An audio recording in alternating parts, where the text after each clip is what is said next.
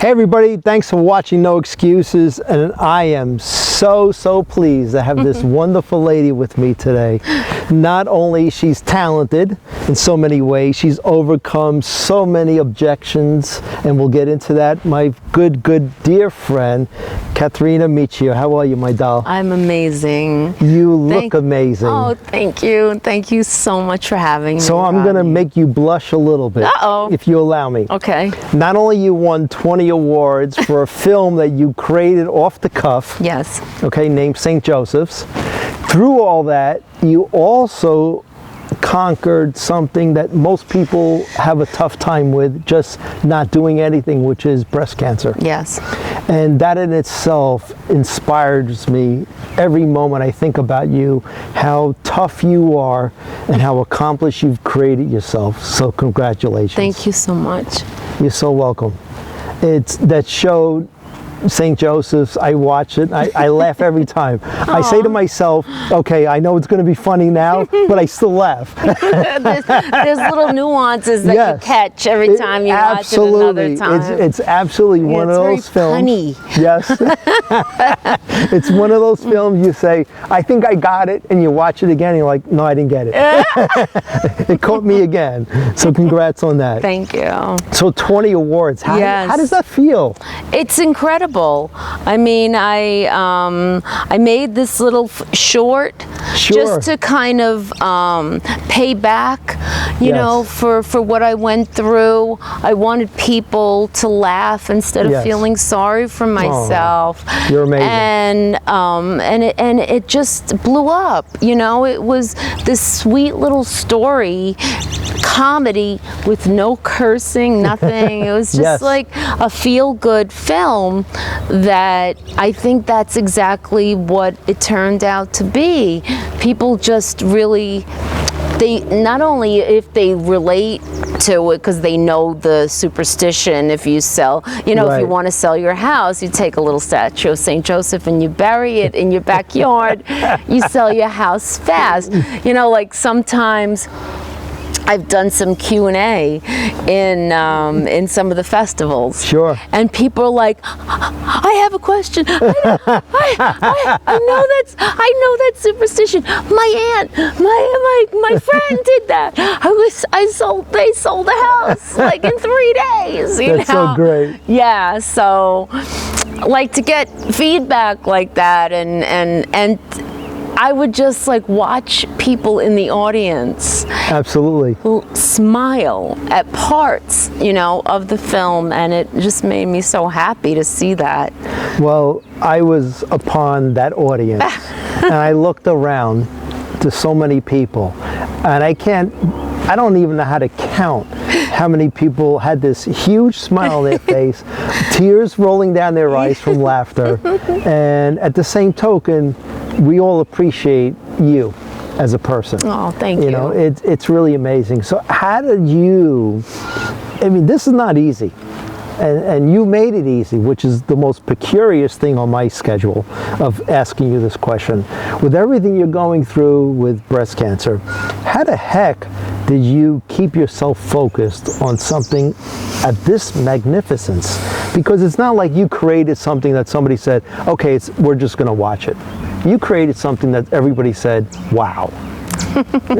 It's really that simple. Well, you know, going through a horrible year and a half of what I went through, first of all, you know, getting a diagnosis of breast cancer when there's absolutely no history at all of any kind of cancer in my family. First you have to go, okay, what? how did that happen? You know, and like, you know, when you're young, you think you're invincible. Absolutely. Right? We all do. And you go, cancer? No, that happens to other people. That's right.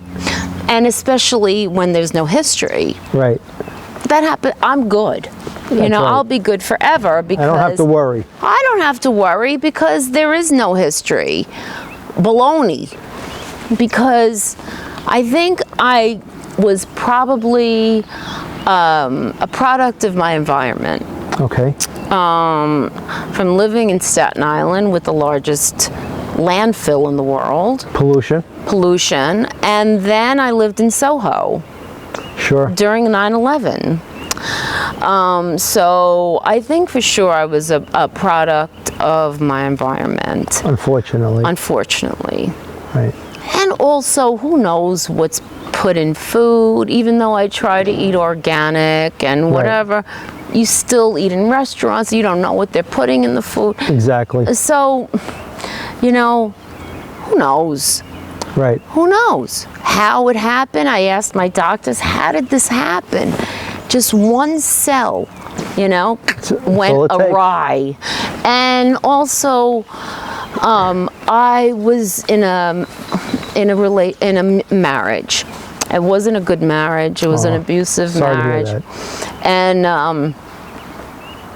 when I divorced him, it was the same month that I was diagnosed with breast cancer. The same month. Wow. Yeah, so I thought, okay, now I'm gonna, you know, start everything all over again. And my credit score was amazing. I was, you know, started becoming financially secure with myself, and then everything went down because I couldn't work for a year and a half.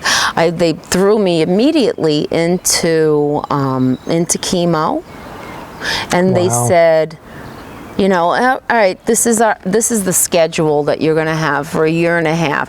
You're going to have 6 months of chemo. You're going to have surgeries. You're going to have radiation 5 days a week for 3 months. Holy cow. And I'm like, what? You know, wow. and also, and this is like 1 week before chemo, they go, okay, right before your second treatment, we suggest that you shave your hair because, you know, you live alone. You really don't want to take a shower and then all the hair is going to be at the bottom of your shower, or you're going to wake up one day and it's all going to be over your pillow. I said, okay, I guess I'm going to shave my head then because I definitely don't want that. Yeah, who does? I think that would be worse. Right. So I actually got a wig, right, and I went to my hairdresser. And he's a comedian. He's so funny. And so he just, you know, we put my hair in a bunch of ponytails, and he gave them to me, you know, and I still have the hair. And then he put the wig on right away. So, and then he cut the wig to what my hair was. That's you know, so sweet. Yeah, so it was and I tell people, you know, sometimes I can't help them financially now, but I'm planning on it with my fundraiser. But what I can do is tell them the things to do to try to get through it a little easier. Sure. So that made it a little bit easier, and I've told a few people to do that. Just, you know, don't get wait until you have like little strings of hair. It's just not a good thing. You know, get the wig, do it, and then, you know, you and people have thanked me for that. That's amazing. Yeah. Yeah, that's amazing. So a lot of it I had to learn on my own. And then through all this, not only you have that challenge, and you create this film, like you didn't have enough to do, you create this foundation, Paint This Pink. Yes. Which, on top of all your talents, which people don't know, and I'm going to embarrass you again because I love doing this, because you deserve it, and that's what friends are for, right? Thank you. Is you are the absolute amazing artist. Oh, thank you. I've seen your paintings at the cutting room, and I'm a big jazz fan. Yeah. So and rock and roll, of course, and I see these artists that you painted, and I'm like, I can't say what I want to say on film because it would have a lot of bleeps. It's you. Holy cow. Like, you have all these things going on, and the only thing out of your mind is, how do I help other people? Yeah. So you create this organization, Paint Us Pink, to help people with that bridge, which is the most broken one, right? Yes. As you know, Yes. and I know through my mom, who survived as well, is this big bridge of people who have insurance, but yet you don't have enough money to do other things. You know, yeah. I mean, Obamacare got me through all of my treatments and everything. I added it all up. It was way over $1 million of course. treatments. Absolutely. But you don't think about Who takes you to the doctor? the gas. The gas. You know, Who holds up your head when you're ill? But my rent. Your and rent. You can't go to work during these times. No, It's for impossible. a year and a half. Right. So basically everything, when I got divorced, I guess it came at a good time, which is horrible to say, because we made a little bit of money renovating the house, so we made a little bit of money, and that's what I lived off of. But not then everybody has that opportunity. No. So you said, I lived off of it, but then that disappeared too. Right. So now I was in the red, or the black, whatever. What is it? the red when is it's- right. You're the right. red. I was in the red Yeah, when I was perfect. negative. Right. And so, is that fair? No. It's just not fair It's not. that people, and you know, and then there's some organizations which are great, but they asked me for my bank accounts. They want to know everything, every little bit of money that I had saved. Wow. You know, my retirement funds or whatever. And like, do I have to go through all of everything that I have in my life that I've worked for all my life because I'm sick? Wow. It's just so wrong. And it's painful, I'm sure. There's a And it lot was- going on, right? Yeah, I mean, Who needs why do I have to? And then they go, well, you have a car. Yeah, should I sell my car? Wow. You know, got that. oh, well, and then go through all my bank accounts. And what did you spend this month? I bought dog food for my dogs. Oh, well, you have dogs? Well, if you can't afford dogs, maybe you shouldn't have them. What? The one thing that you- brings solace. Are you to each of kidding us. me? Do you have any idea? I just hung up on them then because goodness. my dogs got me through my divorce. They got me through cancer. They were unconditional. Right. There's something to hug. You know, are you kidding me that I was alone and you're telling me I shouldn't have my dogs? That's horrible. What? Wow. It's You know what, Kat? horrible. We're going to take a little bit of break, Yeah. and we got to come back to this because Okay. it just blows my mind how on the outside everything looks so perfect, Yeah. but here you are, somebody on the inside, and it's just not really happening. Thanks so much, folks. We'll be right back with No Excuses and my wonderful, wonderful, heart-filled guest. Love you too, honey. Kathrina Miccio. We'll be right back. Welcome back once again to No Excuses and my amazing guest, Kathrina Miccio. How are you, darling? I'm so great. I know. We left off with the challenge you had between having cancer and their lack of a gap, because insurance does a great job, but there's like, how do I pay for everything else? Right? So your amazing wisdom was, I have to do more than think of me. I'm going to create an organization called Paint Us Pink. Yes. Where you're going to give back to people who have a tough time like yourself with this bridge. Yeah. So how did you come about that, and what was the challenge that you experienced that made you think of this? Well, you know, being a freelancer, an artist, an actress, and, you know, everything that I don't have a full-time job. So self-employed. I'm totally right? self-employed. I freelance. You know, we don't have disability insurance or anything like that. So what happens if you get sick and you can't work for a year and a half? Wow, long time. Yeah, it's a long time. And that's common with cancer. It's true. a year and a half of treatments, 6 months of chemo, radiation and surgeries and all of this. There's a lot of downtime in that. With everything, with all of it. I can't say one was worse than the other. Radiation was pretty bad. Absolutely. I probably had, they told me that I had probably one of the worst cases of infection that they ever saw. Amazing. From the radiation, but I healed the best that they've ever seen too. Really? So I went from one extreme to the other. Amazing. And I think it was my will. Maybe it's my good Italian skin. I don't know. But I was just that hard ass that you are. I was like, there's no way. This is not fair that I should be scarred from cancer. It's not fair that I should have cancer and then be scarred from it. Oh, it's not fair.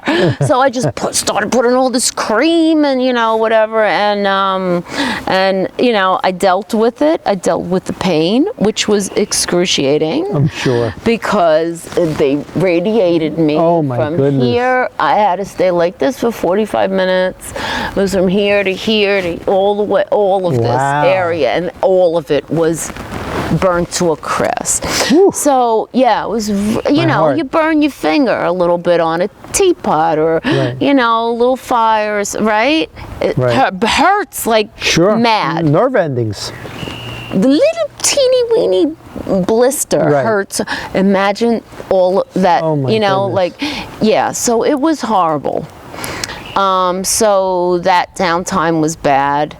But, in all of that time, I kept thinking to myself, how I know that I'm going to survive. I know that I'm going to be good. Good for you. How am I going to be able to pay back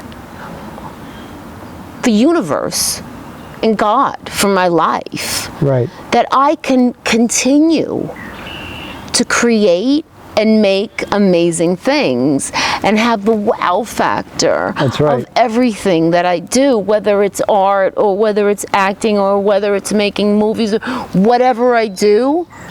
That is really what I live for, is to have that wow factor. And you have it. Oh, art, thanks. the film, amazing. Just and that's amazing. what I want. That's all I want, is to have the, people like smile. And I really constantly thought about, how am I going to do this? It's fantastic. So I kept my mind busy during the entire time by doing that, not feeling sorry for myself. Sometimes it was hard not to, especially, of course, a lot of the downtime. Right. But I never said, "Ooh, why me? Why me?" It wasn't that. It was, okay, I got to deal with this now, and how am I going to now pay back for my life, and just put out positive energy and help other people. And that's what's needed. Yeah. Right? Yeah. You're not alone. No. And you are just so amazingly thinking about everyone else but yourself. And you came up with, how do I give back? So what was your next step? Wow. Well, I made this film, and it's a feel-good film. It sure is. And it's, who knew that it was going to win 20 awards? 20 awards. And it's... So let me just interject, because it wasn't like 20 awards in one place. It was 20 awards across the country and Europe. And Europe. Yes. You studied.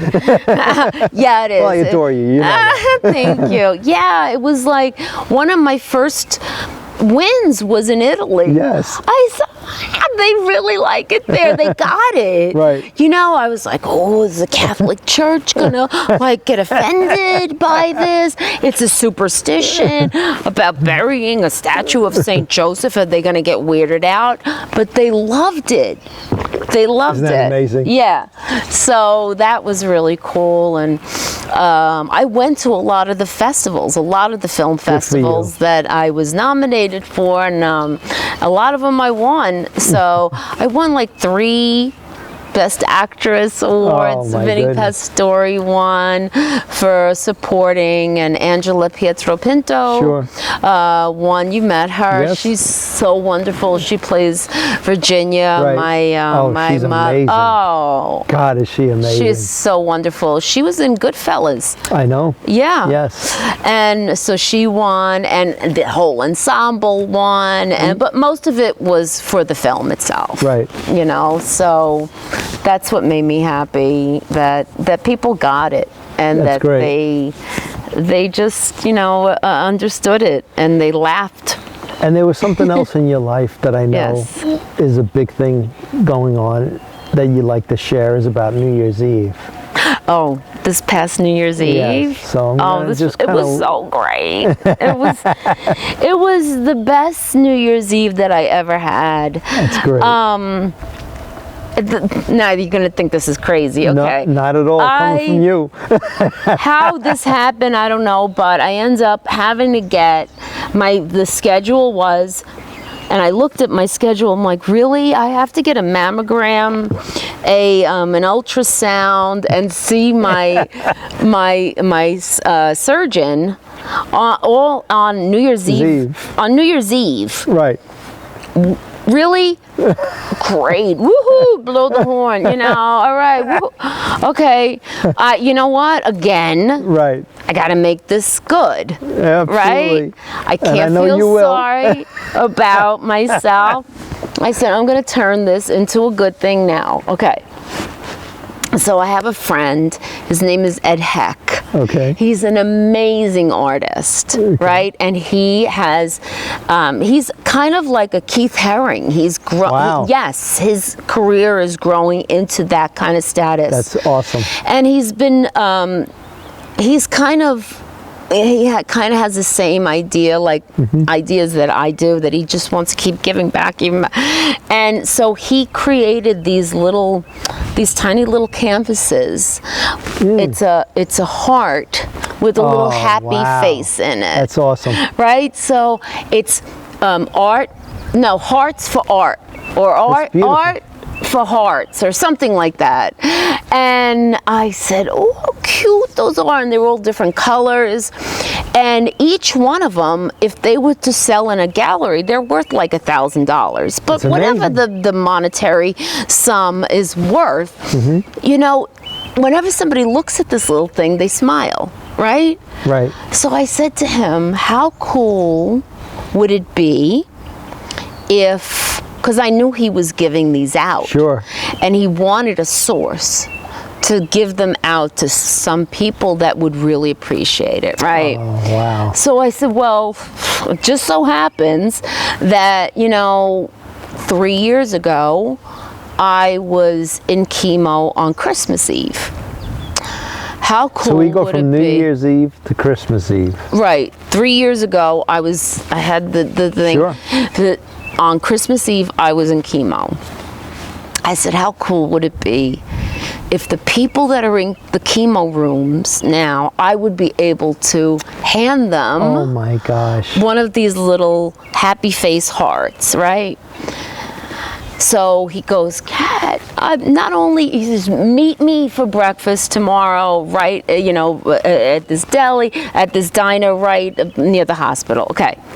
I meet him there. He's got a bag full of oh these. Oh my God. So we're going to get into that in a second. Yes, we're going to take a little bit of a break. Because oh my God, a bag full of hearts. Can it be any better? Thank you so much, Kat. We'll be right back with no excuses and Kat's bag full of hearts. We'll be right back. Thanks for watching.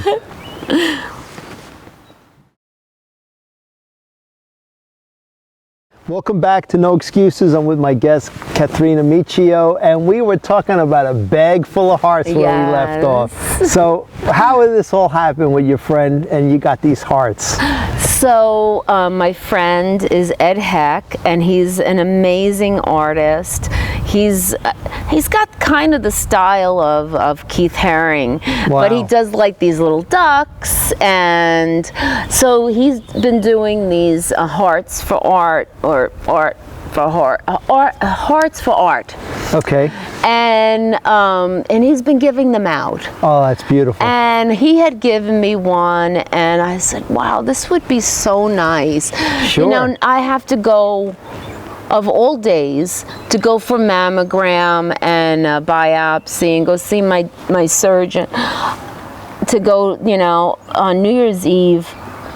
How cool would it be to be able to give some of these out, right? To the people. Once again, you giving back. These people that. You're awesome. I mean, I was there for Christmas Eve, and I know how horrible it was to be there on Christmas Eve, you know, getting chemo.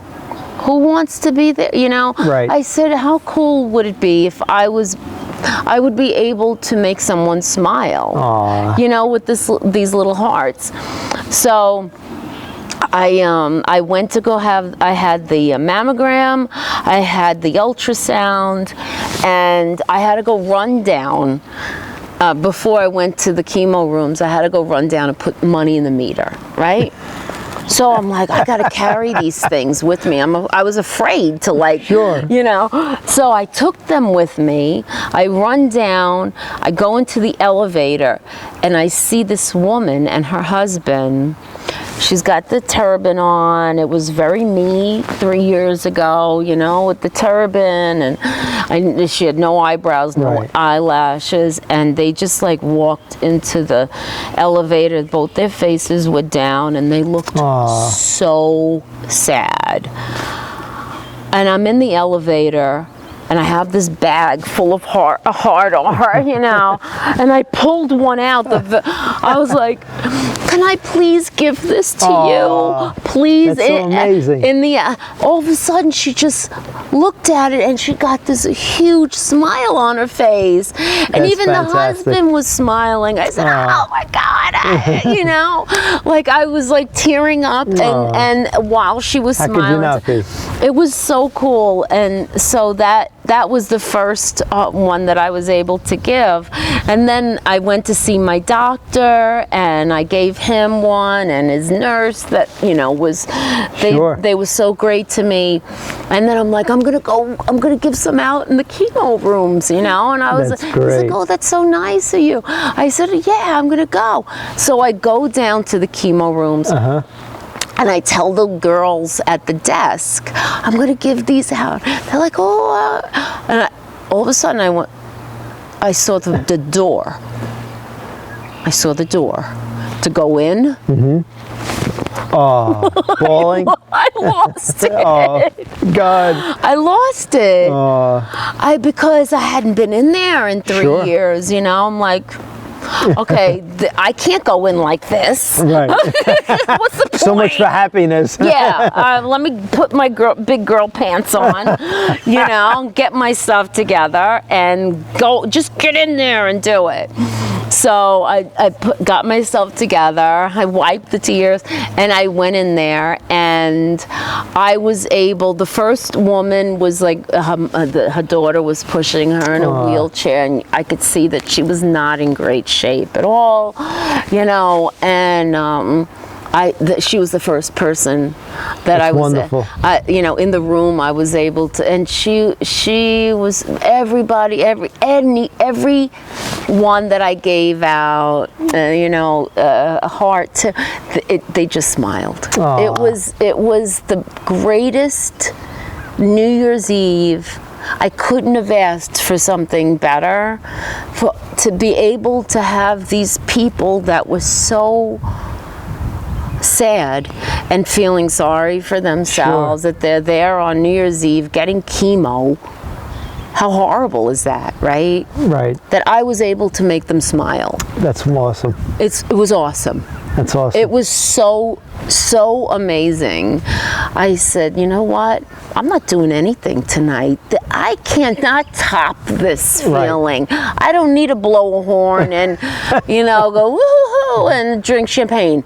I don't need to, because that was the coolest, most fulfilling thing that I could have ever done. You know, Kat, that's who you are, though. You are that amazing lady that brings so many smiles to all of us, not just with your writing of the movie, but you as a person. And you provide so much energy and spunk and evaluation of life. You just summarized how important life is in that single term. I can't be more happy that you're on the show explaining what you've done for all of us, because you've done it for me as well. You actually have. My mom went through it, and hearing how strong you are and how grateful you are, which is very difficult to be, as you know, right? When you're going through this tough time, how can you be grateful? You're wondering why this is happening to me, but you provided, and I just can't be more happy for you to be upon us. And you're an angel in our life, so thank you. So thank you so much. I tried, you know, I'm just trying to make people happy. And you have. And that's all, that's my, you know, that's just what I try to wake up every day. I'm thankful that I'm here, and I just want to make people happy. And you will, and you have, and I know you will continue to be. Thank you. So I can't thank you enough. This is just awesome that you shared this. Thanks. You know, you exposed the most difficult things and the most happy things all at once. And this is what No Excuses is all about. Somebody like you, not me, you, giving inspiration to the world and your fans as well. So thank you so much for being on the show. Absolutely. And if anybody needs to, you know, talk about it, if I'm, you know, I'm available to How do people find you? Well, I'm actually doing 2 film festivals right now, and that's another really cool thing. You know, I'm able to give people awards. Yes. I'm able to hand people awards on top of smiley faces. On top of the smiley faces, I'm able to present people with awards for their, you know, for their acting and for their filmmaking, and you know. And then I make them smile, you know, and so I have 2 film festivals: the Cutting Room International Short Film Festival, and now I have a second one that I'm working with my friend Alex Guarino through the AOF Film Festival in Las Vegas. That's awesome. It's the Venus Italian International Film Festival. That's great. Yeah, so you know, or they could get in touch with me through Paint Us Pink. Paint Us Pink is the way to go. www.paintuspink.com or Noble.Productions. Okay, great. Is my production company. We're going to leave it with Paint Us Pink. Okay. Look at you, how you're dressed. And you are just amazing. Oh, thank you so much. Thank you. I love you. I love you too, honey. You are just splendid. Thanks for watching No Excuses. This amazing lady, Paint Us Pink. Don't be bashful to stay in touch with her, because she is that big-hearted.